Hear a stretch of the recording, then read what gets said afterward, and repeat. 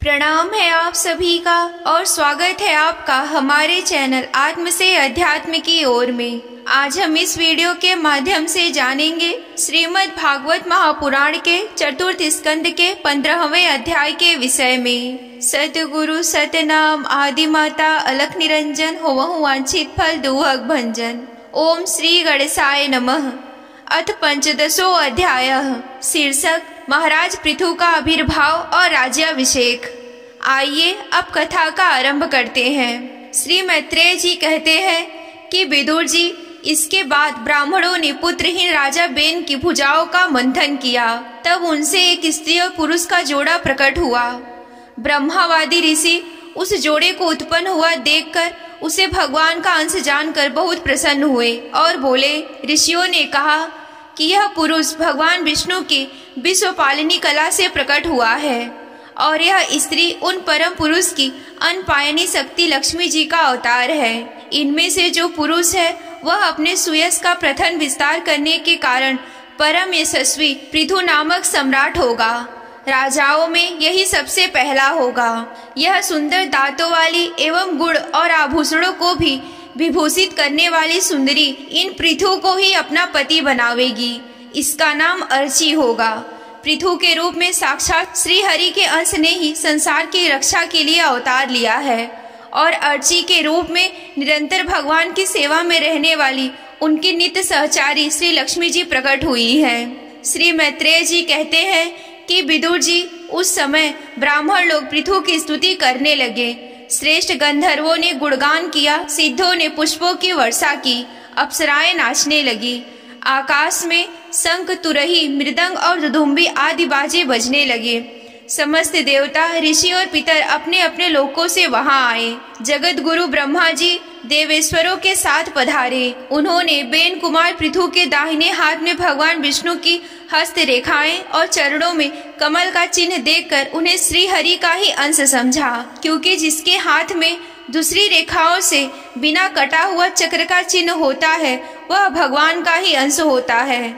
वेदवादी ब्राह्मणों ने महाराज पृथु के अभिषेक का आयोजन किया। सब लोग उसकी सामग्री जुटाने में लग गए। उस समय नदी, समुद्र, पर्वत, सर्प, गौ, पक्षी, मृग, स्वर्ग, पृथ्वी और अन्य सब प्राणियों ने भी अपने तरह तरह के उपहार भेंट किए। सुंदर वस्त्र और आभूषणों से अलंकृत महाराज पृथु का विधिवत राज्याभिषेक हुआ। उस समय अनेकों अलंकारों से सजी हुई महारानी अर्ची के साथ वे दूसरे अग्निदेव के ही सदृश जान पड़ते थे।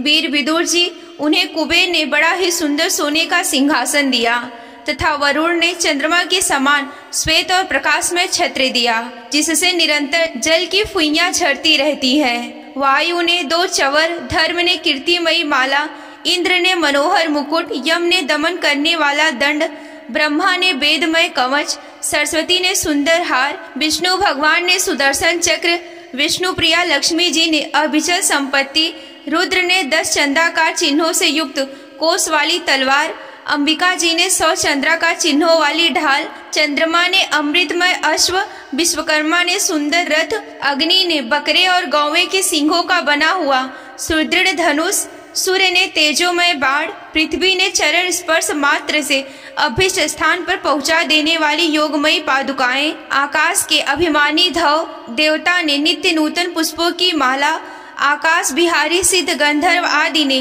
नाचने, गाने, बजाने और अंतर्ध्यान हो जाने वाली शक्तियां, ऋषियों ने अमोघ आशीर्वाद, समुद्र ने अपने से उत्पन्न हुआ शंख तथा 7 समुद्र, पर्वत और नदियों ने उनके रथ के लिए बेरो टोक मार्ग का उपहार दिया। इसके पश्चात सूत, मागध और बंदीजन उनकी स्तुति करने के लिए उपस्थित हुए।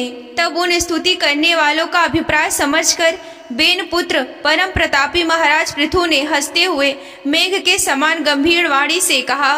पृथु ने कहा, सौम्य, सूत, मागध और बंदीजन, अभी तो लोक में मेरा कोई भी गुण प्रकट नहीं हुआ है, फिर तुम किन गुणों को लेकर मेरी स्तुति करोगे? मेरे विषय में तुम्हारी वाणी व्यर्थ नहीं होनी चाहिए, इसीलिए मुझसे भिन्न किसी और की स्तुति करो। मृदुभाषियों, कालांतर में जब मेरे अप्रकट गुण प्रकट हो जाएं, तब भरपेट अपनी मधुर वाणी से मेरी स्तुति कर लेना। देखो, शिष्ट पुरुष पवित्र कीर्ति श्री हरि के गुणानुवाद के रहते हुए तुच्छ मनुष्यों की स्तुति नहीं किया करते।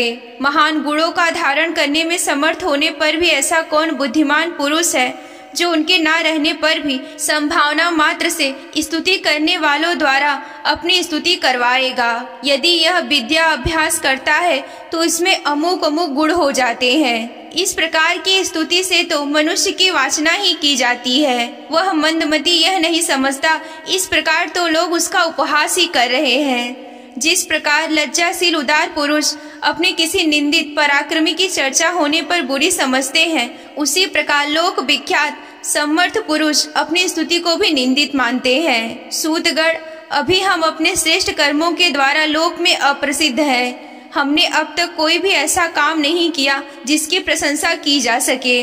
तब तुम लोग बच्चों के समान अपनी कीर्ति का किस प्रकार गान करवाओगे? अब तुम लोगों से बच्चों के समान अपनी कीर्ति का किस प्रकार से गान करावेंगे? यहीं पर श्रीमद् भागवत महापुराण के चतुर्थ स्कंद का 15वां अध्याय समाप्त होता है। अगर आप श्रीमद् भागवत महापुराण की कथा में रुचि रखते हैं और विस्तार पूर्वक वर्णन यूं ही सुनना चाहते हैं तो हमारे चैनल को सब्सक्राइब कर लें। ये अध्याय आप सभी को कैसा लगा हमें कमेंट करके बताएं। आज के वीडियो में बस इतना ही। मिलते हैं अगले वीडियो में। तब तक के लिए आप सभी को जय आदि शक्ति भोलेनाथ जी। हर हर महादेव।